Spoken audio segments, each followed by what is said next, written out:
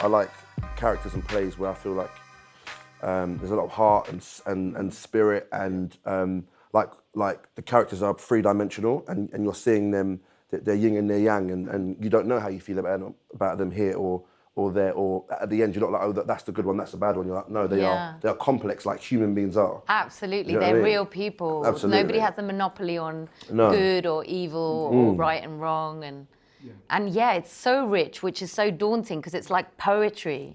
And so you go, even though they're real people and it lives on this mystic level, it's like, how do we negotiate these arias that we're like, you know, and I can feel us in the room. I can feel us going, okay, here we go.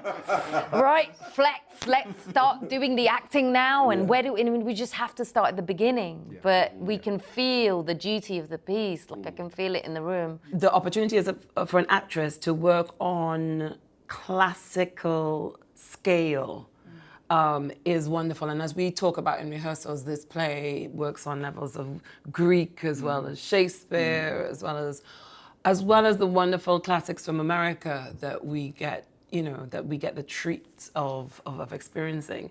It's a shame for me that as a woman of color, the roles that I can aspire to tend to be American in their origin.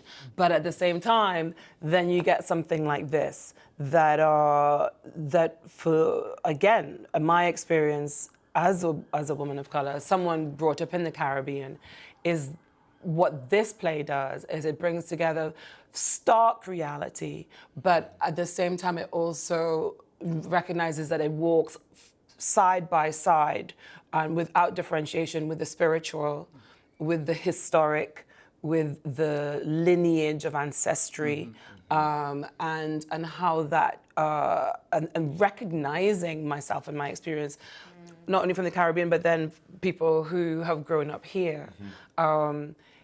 You just kind of realize, yes, I wish that there was more stuff written here about our experience, but at the same time, something like this is a classic because of its universality. Definitely. And how it captures all those aspects. Having that classical repertoire and to acknowledge and celebrate the fact that, a Black American, African American man has written something that is a classic piece of text, you know. Yes, Shakespeare, yes, George Bernard Shaw, yes, Eugene O'Neill, but yes, August Wilson. I mean, it's there, it exists. But it's interesting, isn't it, that you know, say, if he was writing today, I mean, some of the stuff he's dealing with, some of the themes he's dealing with in Reagan's 1980s, 85 America, we're talking about knife crime today. That's true. Mothers talking about losing their sons to the knife, fathers going to jail, you know, so these things are as current now, and even more so maybe, as it was then. That's what's heartbreaking, because I've got to admit that when I was looking at it, I was like, this is a dark play. And I don't like the word dark because it just reduces something, because it's much more complex than that. But it is bleak, and it's one of his most, people say, his most angry plays, because he's so heartbroken when he's reflecting on 1985, and what's happening to the Black community is so violent and disgusting, really. And but so I was like, do we want to make a piece of work that has very little redemption? Because at first, on first couple of readings, I couldn't find the redemption. But when you hear it in your mouth, an actor's mouth, suddenly you see the light and shade, you see the possibility for redemption, and you see these incredible people that despite everything, despite the system, despite the legacy of slavery, despite being completely marginalized, they are rising and they have every ability. And the reason, you know, I was like, okay, responsible artistic director hat on, do we want to make a play about violence in the Black community, about crime, and all the cliches, but actually this is so much more than that.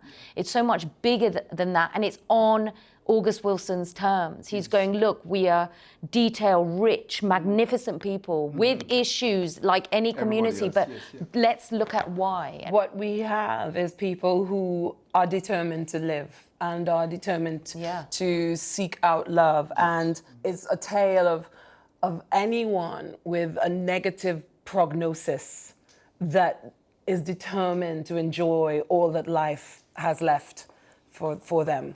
And Still has hopes and dreams and ambitions. and it's just even without hopes, even without dreams, it's just the actual courage to live the day is something remarkable. But actually, there's a whole community, especially here in Stratford, that we haven't met August Wilson yet, and we deserve to see this epic work, and that's also, going to be exciting. No presumptions, exactly. just watching it. And in addition, I would say, so many people who've never actually seen human beings like this up on the stage and a story told like this, they don't even know that these stories exist. I do remember when I saw August Wilson for the first time, and how that has lived with me, and how that has inspired and influenced my own efforts at writing, but also at how I see theatre. And it's an exciting thing about this theatre itself and this stage is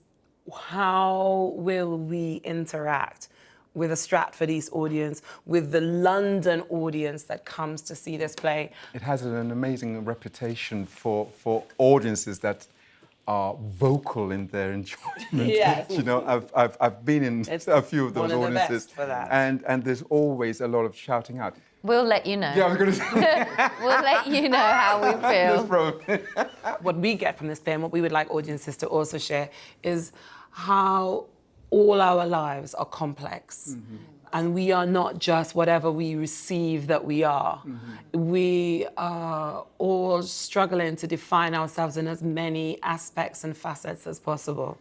And that if we allow the lens to only be turned on us, then we can suffer tragedy of creating of our own tragedy, of our own self-definition, and that this play calls for a release from that. There is always hope. There's always, you know, some kind of hope. Through this play, you will see, like, life's hard, life's complex, and sometimes there are no answers. There are experiences, and sometimes you may leave the world with things unsaid, unresolved, and that's part of life.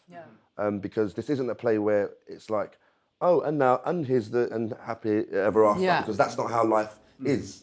I think you're right. I think the play doesn't offer answers. It offers all the different stages that lead to the end that occurs in this play. And we can, at each point, go, it could have gone this way. If this had happened, it could have gone that way. If this situation was different, that would have happened. If his childhood had been different, if this had been different.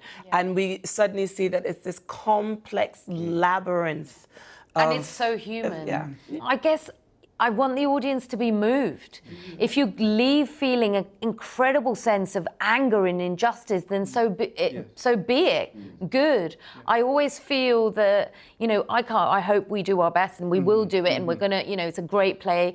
But, you know, at the end of the day, you just want to feel that you've come in and experienced something. And it might be uncomfortable, and it certainly isn't a complete, you know, it isn't you know, just a upbeat walk in the park that we go out singing a song, but it has all those colours, and if it makes you upset or you leave angry, then so be it. I just think that's the power of the play, that it should rock some tectonic plates within you. I hope that happens.